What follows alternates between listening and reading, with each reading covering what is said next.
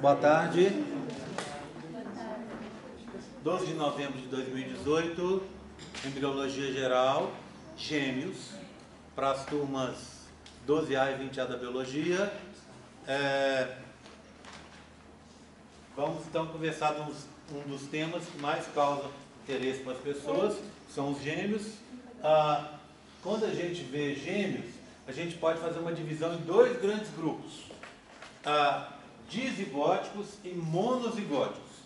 Dizigótico e monozigótico são duas classificações que têm a ver com o fato deles virem de um zigoto só ou de dois zigotos. Ou seja, para ser dizigótico, são dois zigotos, ou seja, duas fecundações. Para ser monozigótico, é um zigoto só, ou seja, uma fecundação única. Portanto, para a menina produzir gêmeos dizigóticos, ela tem que produzir pelo menos dois ovócitos, não é isso? Pelo menos dois. E a menina, para produzir gêmeos monozigóticos, ela tem que produzir um só. Ok? Tudo bem? Tranquilo? Então, essa é a primeira coisa. Segunda coisa é a seguinte. Então, o gêmeo dizigótico são duas fecundações e duas implantações. Ou seja, duas crianças que são geradas ao mesmo tempo no útero. Igual, provavelmente, a você e um irmão seu que não seja gêmeo. Talvez não tão igual, mas assim. Por quê? Porque esses gêmeos, lembra da história que a gente aprende na genética, o efeito do ambiente? Eles têm um efeito inicial do ambiente grande. Então talvez eles sejam assim, não sejam igual a um irmão seu de uma gestação diferente, mas eles não são tão iguais quanto os gêmeos monozigóticos, entenderam? Aqueles gêmeos que o pessoal chama popularmente de idênticos. Um exemplo. Imagina que você e seu irmão foram sofreram uma gestação ao mesmo tempo. E que nessa gestação, a sua mãe acabou ficando exposta, vamos dizer, à nicotina. Está vendo? Isso é um efeito do ambiente. Então afetaria você e seu irmão. Se você foi criado, se você teve gestação diferente, pode ser que, obviamente, os fatores ambientais são outros e a influência é menor. Ok? Tudo bem? Entenderam o que eu estou falando? Tá? Bem, então, e os monozigóticos? Como eles são criados? Monozigóticos são aqueles gêmeos que são provenientes de uma fecundação única e depois de uma separação. A separação acontece entre o 7º e o 15º dia. Ali, então, entre a fase de blastocisto e a fase bilaminar. Até ali ocorre a separação. Depois disso não acontece mais. Tudo bem? Tá? Então, é essa separação nessa janela que é possível. Aí você vai perguntar, mas o que faz essa separação? A gente não sabe. Ainda não sabemos. Tá? O que causa essa formação? A gente sabe que, eu vou falar daqui a pouco, que algumas pessoas, algumas meninas, são mais propensas a ter gêmeos do que outras. Tá? Mas o fator causal específico é muito difícil com a tecnologia que a gente tem hoje, com o número de estudos que a gente tem hoje, é muito difícil precisar o que seja, tá bom? Ok? Agora, antes de seguir à frente, eu preciso esclarecer uma coisa. Existe outras classificações para os gêmeos. Mais comumente, a gente ouve as pessoas falando de fraternos e idênticos. Bem, fraternos é uma classificação infeliz, porque fraterno vem da palavra de origem latina, que é a mesma coisa que irmão. Gêmeos irmãos, não faz sentido. Todos os gêmeos são irmãos, não é? Tá? E gêmeos idênticos também não faz sentido, porque ninguém é idêntico a ninguém. Lembra dos efeitos do ambiente? Tá? A gente consegue notar isso, por exemplo, se a gente for examinar duas impressões digitais de gêmeos diferentes, né? Então, se você pega de um gêmeo a impressão digital é uma, de outra a impressão digital é outra. Por quê? Porque a impressão digital se forma devido a pressões diferenciais que ocorrem ali no interior do âmino durante a gestação. Ok? Então, na realidade, ninguém é igual a ninguém. Mesmo aquela pessoa que tem um gêmeo idêntico ou mais de um, o ambiente age sobre ela e ela acaba expressando os genes de forma diferente. E aí ela segue um caminho diferente em relação àquele outro irmão. Tá? Então essa primeira classificação é ruim. Tá? E a próxima, bivitelino e monovitelino. Quer dizer que os monozigóticos todos têm um saco vitelino? Não. Você pode ter monozigóticos monovitelinos com um saco só e monozigóticos com 2 sacos vitelinos. Portanto, já está errado. Aqui em cima, sim. Todos os dizigóticos são bivitelinos. Todos os dizigóticos têm 2 sacos. Tá? Mas os mono podem ter um saco e podem ter 2. Portanto, também uma classificação infeliz. Ok? Tudo bem? Tranquilo? Bem, o que faz uma pessoa ter gêmeos? É o fator genético. Vamos pensar primeiro nos dizigóticos, tá? Se você tem caso de gêmeos na família, a menina tem caso de gêmeos da família, a mãe tem caso de gêmeos na família, ela tem uma chance maior de ter filhos gêmeos dizigóticos do que a população em geral. É uma chance maior em torno de 30%. Ou seja, vamos supor que a Mirella tenha gêmeos na família e a Ana não tem. Mirella tem 30% a mais de chance de ter do que a Ana. Ainda assim, a Ana pode ter, tá certo? Mas se você tem na família, ou seja, se você é gêmeo dizigótico, se a sua mãe é gêmea, se as irmãs, ela tem irmãs que são gêmeas, você tem tias gêmeas, se a sua avó é gêmea, tá? Então você tem uma chance maior do que uma outra pessoa, mas ainda assim a outra pessoa pode ter. Então é termos de probabilidade, ok? Tudo bem? Tá? Agora, até pouco tempo atrás, se achava o seguinte, mais uma coisa, não é uma característica masculina, tá bom? Então, se você procurar um parceiro que tenha vários casos de gêmeos na família, pouco vai importar. Você pode ter gêmeos? Pode, mas a sua chance é igual da população em geral, entenderam? Tá? Então é uma característica feminina e que provavelmente é expressado no sexo feminino, naqueles 2 cromossomos X que estão ali, tá certo? Tudo bem? Então ela tem que você tem que ter ela representada em 2 genes no cromossomo X para ela ocorrer, e não no caso masculino num só. Ok? Tudo bem? Tranquilo? Bem, e os monozigóticos? Até pouco tempo atrás você achava que o monozigótico era igual para todo mundo. Mas aí eles começaram a fazer umas pesquisas aí, envolvendo grande número de mulheres, grande número de grávidas, e descobriram o seguinte, que existem fatores que promovem a ocorrência de gêmeos monozigóticos na população. Que seria o quê? O que tem se estudado hoje ainda. Mulheres que têm filhos mais velhas, mulheres que passam muitos anos tomando anticoncepcional, mulheres que abusam de alimentos com conservante, mulheres que estão acima do peso e acima da altura padrão para a sua raça, entendeu? Para aquela população em que ela vive. Todas coisas muito comuns hoje, não é verdade? Né? Então é super comum hoje. Eu estava vendo ontem em algum lugar, não sei, falando justamente isso, uma reportagem com meninas, ontem foi sábado, estou meio perdido nos dias, falando, e as mulheres falando que estão preferindo ter filhos mais velhos. Por quê? Para se fixar, para se dar bem no mercado profissional, para estudar, para fazer um mestrado, fazer um doutorado, né? Comprar os bens que vocês querem e tal, e aí depois pensar em filho. Muita gente faz isso hoje, né? Agora, quando você deixa para ter filho mais velha, quando chega lá perto da menopausa, o seu ciclo começa a variar mais. Do mesmo jeito, se você para de tomar anticoncepcional, depois de tomar anticoncepcional por um longo tempo, parece que as concentrações e a receptividade, principalmente ao folículo estimulante, ao hormônio folículo estimulante, ela se altera de forma que aumenta a chance de ter gêmeos. Olha que engraçado. Até pouco tempo atrás era o contrário. Se você passasse muito tempo tomando anticoncepcional e parasse, diminuiria a sua chance de engravidar. Agora, não altera a sua chance de engravidar, mas, por outro lado, altera para mais, aumenta a chance de você ter gêmeos. tá? Então tem funcionado ao contrário.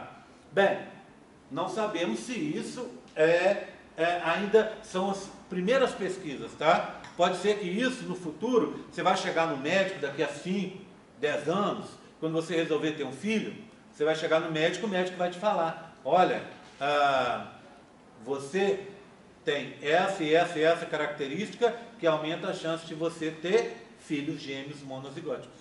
Tá? Hoje em dia ainda a gente não está nesse nível de estudos. Ok, tudo bem? Tranquilo? Entenderam até agora? Bem, o que eu preciso falar agora? Essa aula é curtinha. Eu preciso mostrar para vocês as características, os processos que levam à formação desses gêmeos. Tá? Aí eu tenho os modelos aqui, são modelos que eu fiz. Eu gosto muito, quem já fez histologia comigo, eu sempre gosto de usar a palavra lá, né, Arthur? 0800. Tá? São aquelas lâminas muito fáceis, aquelas coisas muito fáceis. E esses modelos são modelos 0800. Porque quando eu fiz, eu pedi para fazer, eu pensei assim, faça um modelo e a gente vai... eu pensei assim, eu acho que eu vou confundir esses modelos na hora, que são tão parecidos. Aí, pensando em mim, eu falei, olha, faz o seguinte, os gêmeos, isso é claro para vocês, né? Os dizigóticos podem ser de sexo diferente. São duas fecundações, certo?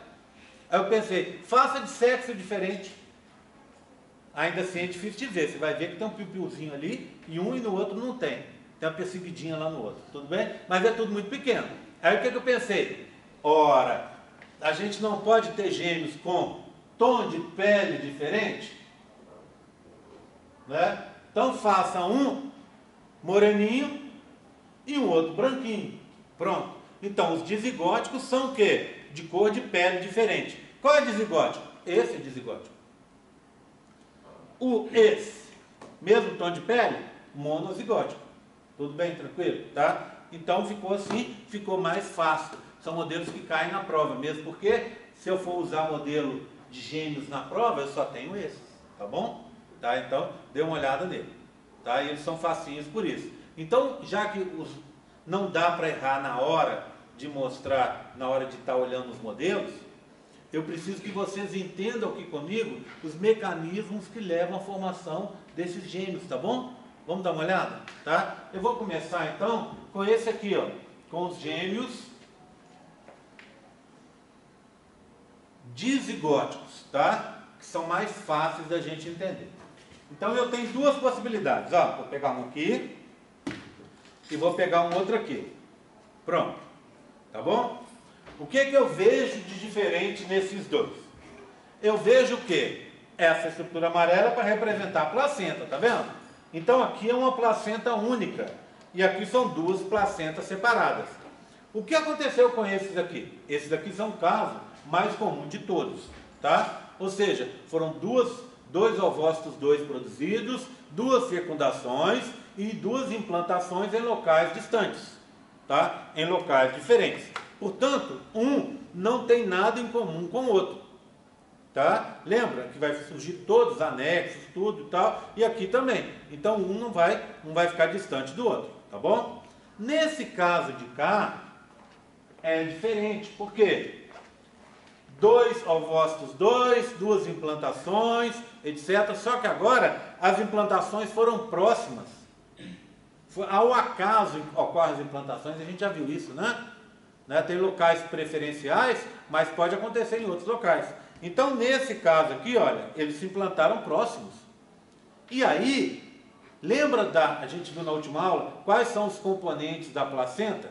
A decídua e o córeo, o amniocóreo, que é o correto para a gente chamar, né? Então, o amniocóreo ou o córeo, ele é o quê?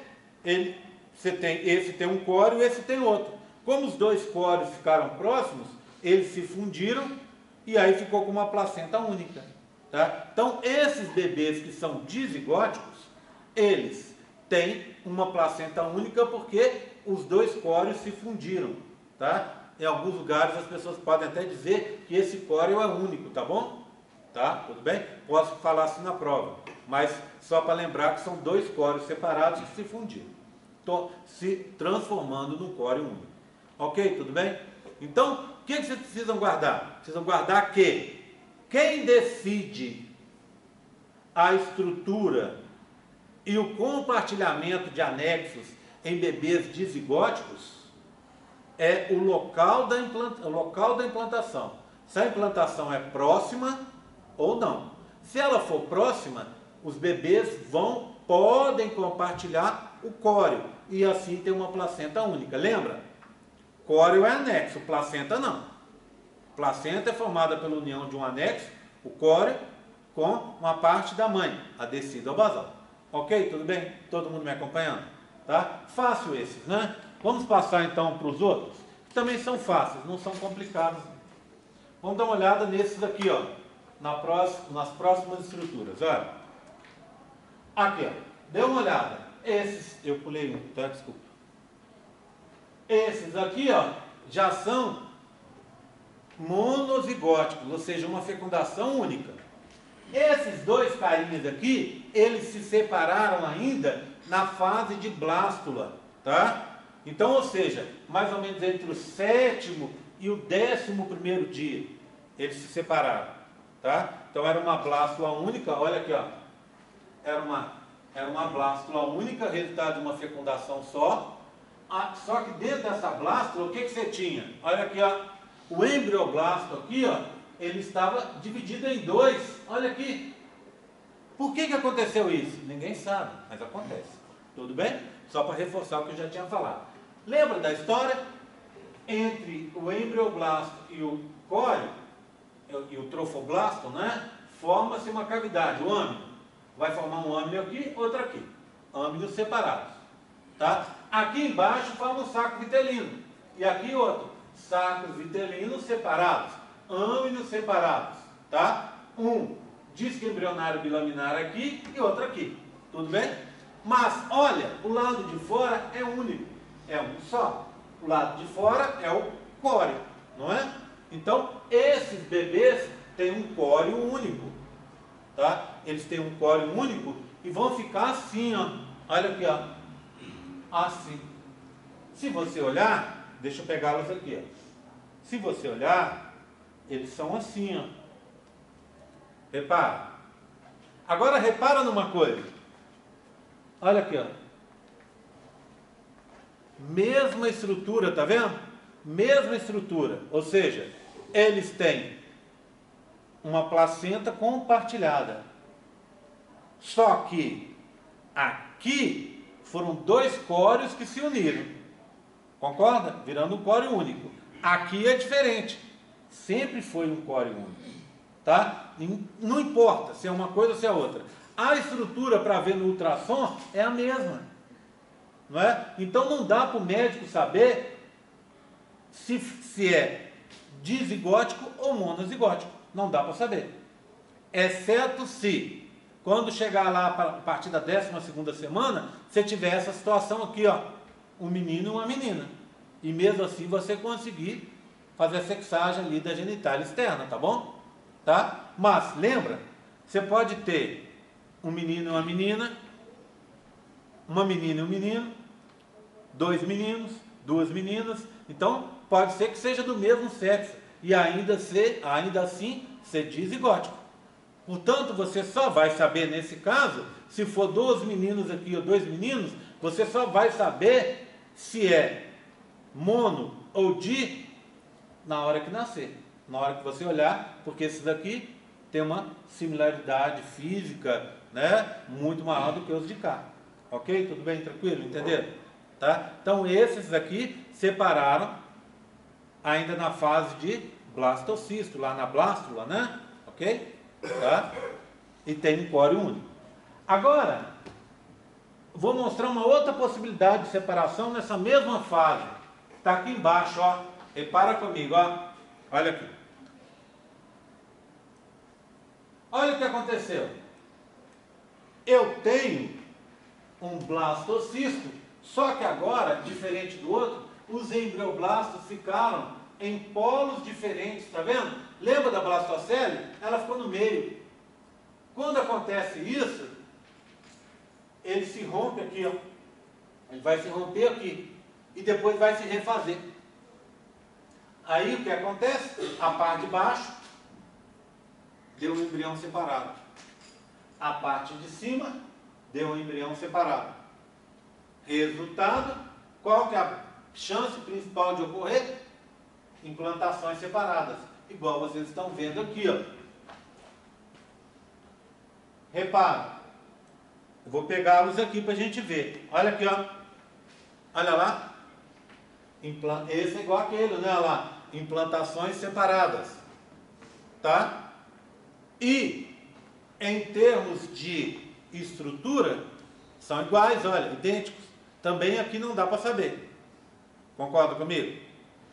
Então, vamos lá. O que vai definir o compartilhamento de anexos nos dizigóticos? O local da implantação. Já falamos sobre isso hoje.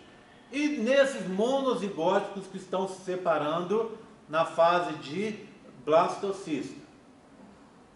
O local também da implantação. Concorda comigo? Se aqueles ali, se esses aqui, ó, se separar e se plantar perto, eles compartilham o córeo. Se implantar distante, não compartilham o córeo. Concorda? Estão me acompanhando? Tá? Bem, até agora tranquilo? Sim? Agora eu vou fazer o seguinte, vou passar para os 2 últimos casos, para a gente ver. Repara aqui. Esses casos já são diferentes. O médico já consegue solucionar desde o início praticamente o que são, tá? Se são dizigóticos ou monozigóticos. O que aconteceu nesses embriões? Oi? Eu acho que esse monozigótico também está difícil. Um é quando dá 2 blastocistos. 2 blastocistos. E aí já é... O outro também. Aqui, ó. Vamos olhar. Esse e esse aqui,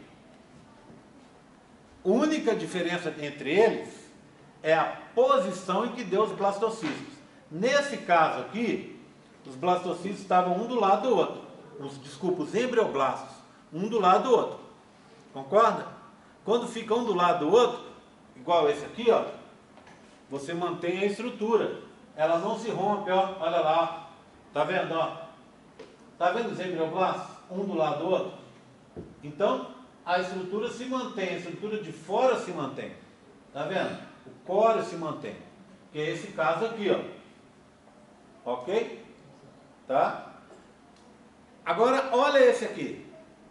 O que aconteceu com ele? Uma coisa diferente que a gente está vendo aqui embaixo. Ao invés de eu ter um embrioblasto do lado do outro, eu tive um em cima e um embaixo. Quando acontece um em cima e um embaixo, com a blastocele no meio, parece que acontece alguma coisa que leva a ruptura aqui, ó.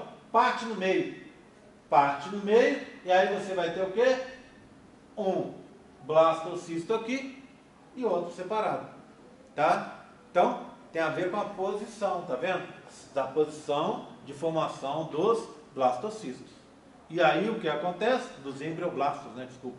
Toda hora eu falo blastocistos querendo falar embrioblasto, tá? Então o que acontece?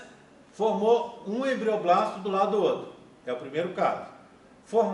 Um formou num polo, outro no outro. Ele se rompe e a tendência é os embriões se implantarem em locais distantes. Estando assim, ó, sem compartilhar nada. Mas olha que engraçado. Como diz o povo, esse aqui é cara de um, focinho do outro. Eles são exatamente iguais.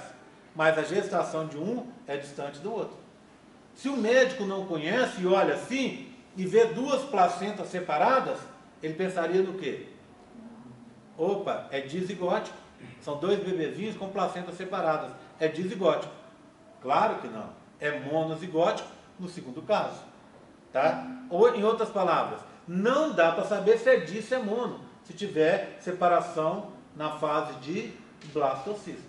Ok? Tudo bem? Todo mundo acompanhando? Melhorou agora? Entendeu? Sim? Alguma outra dúvida?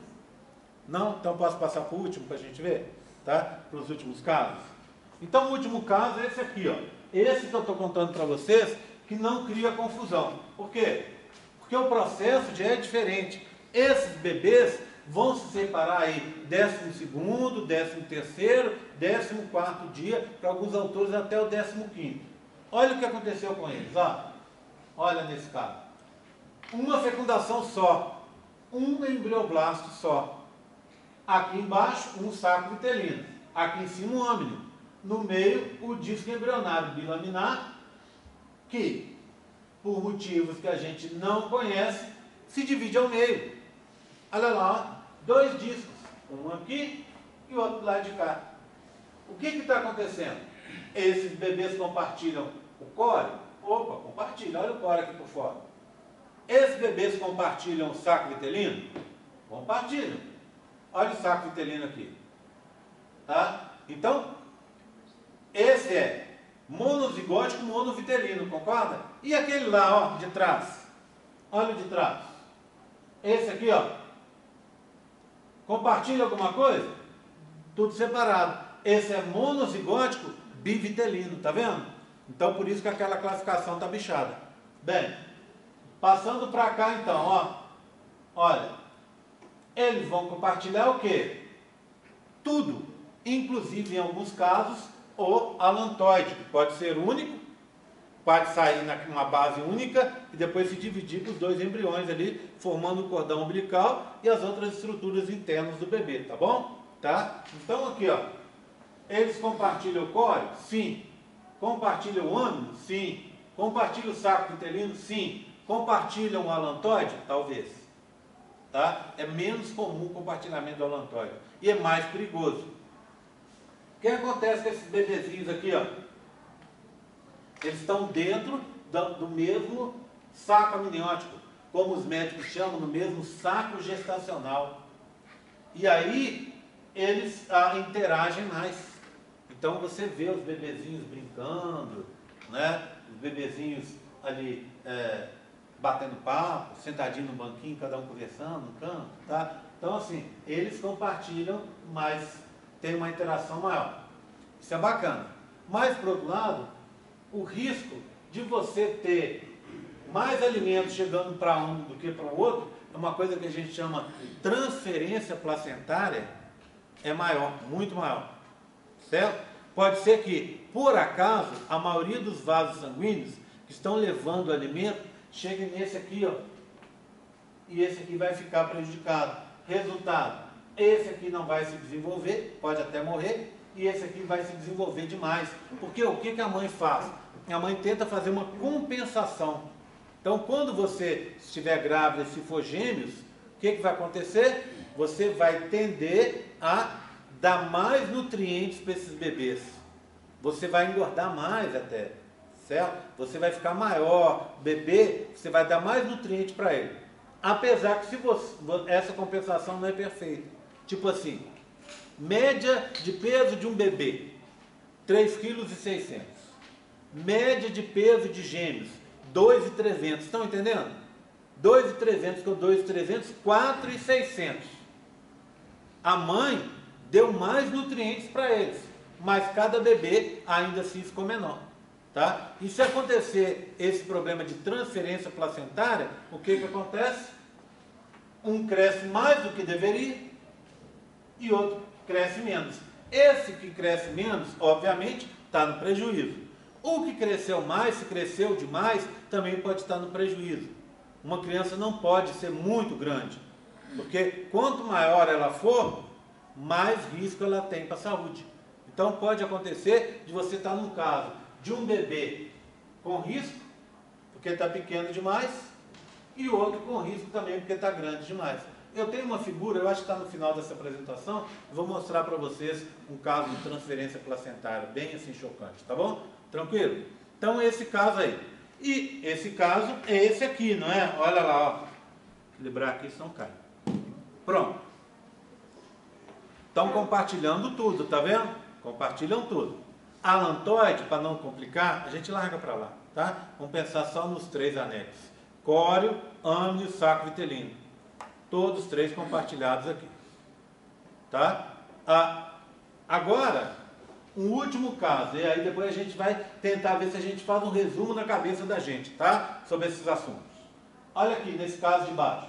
Igualzinho. Só que a separação foi parcial. Teve uma separação, que não foi total, ou separou e depois, por algum motivo que a gente não conhece, voltou a juntar. Dá os gêmeos que a gente chama gêmeos chifópagos ou gêmeos siameses, que são aqueles gêmeos unidos, certo? Agora a gente teve aqui, está tendo desde fevereiro, uma separação de gêmeas siamesas que estavam unidas pela cabeça. Elas são lá do Ceará e foram operadas aqui em Ribeirão Preto, interior de São Paulo. Foi uma equipe multidisciplinar, vários médicos, mais 2, 3 dezenas de médicos ou mais, e eles fizeram 5 operações nelas. Desde fevereiro eles estão operando. Aí eles fizeram uma operação, para ela ficar um mês recuperando, fizeram uma outra, e alguns dias atrás, um mês atrás, 2 meses atrás, fizeram a última. Aí elas até apareceram na televisão, as menininhas apareceram, todas enfaixadinhas, com a cabecinha enfaixadinha, apareceram nos jornais e tal. Então eu estou acompanhando essa história há bastante tempo, porque é um fenômeno muito raro. É um caso a cada 200 mil, 300 mil nascimentos, e dependendo do tipo de gêmeo, siamês ou chifópago, é muito mais raro. Tá? Então, foi uma separação parcial ou uma separação e depois uma união parcial. E aí, você tem o quê? O mesmo caso, compartilha tudo, mas eles estão presos pelo corpo. Existe um outro caso ainda, um último caso que eu queria contar para vocês, que é o gêmeo parasita. Ou seja, esse gêmeo aqui pode se desenvolver e esse aqui pode se desenvolver parcialmente. E como ele está grudado no corpo do outro, ele pode ficar parasitando o corpo do outro. Certo? Esse parasitismo. Por que parasitismo? Porque é um ser que não se desenvolveu, mas tem os tecidos no corpo do outro. E aí, na linguagem médica, a gente diz que é parasitismo. O que acontece? Esse bebê que não se desenvolveu, ele pode estar dentro do corpo do outro ou pode estar do lado de fora, com partes dele do lado de fora.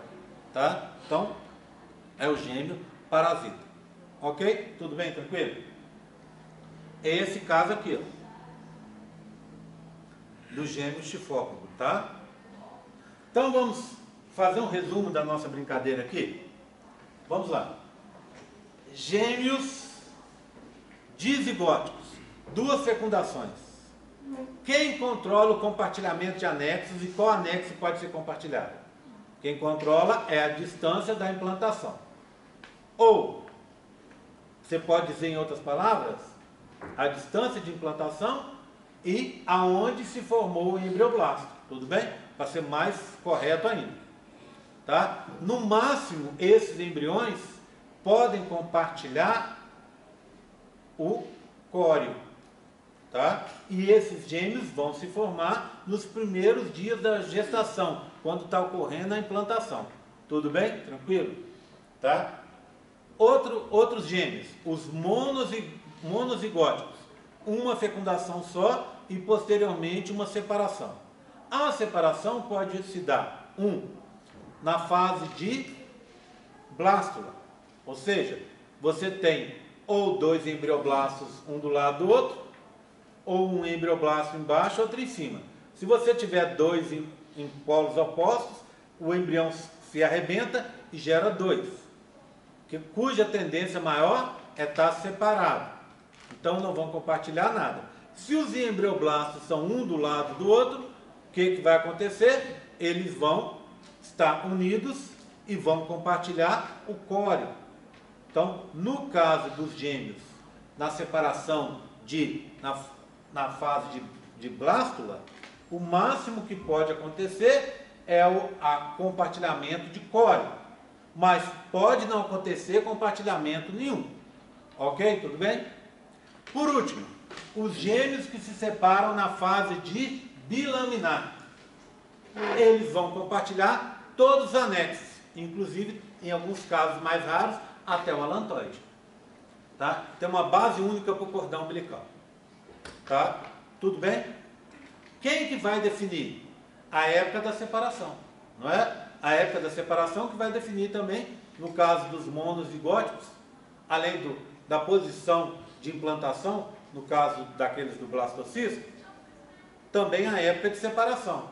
Se a separação foi na fase de blastocisto, é um caso. Se foi depois na fase de bilaminar, é outro caso diferente. Por último, a gente viu os gêmeos chamados de gêmeos siameses ou chifópagos, que tiveram uma separação parcial ou uma separação e de novo uma união.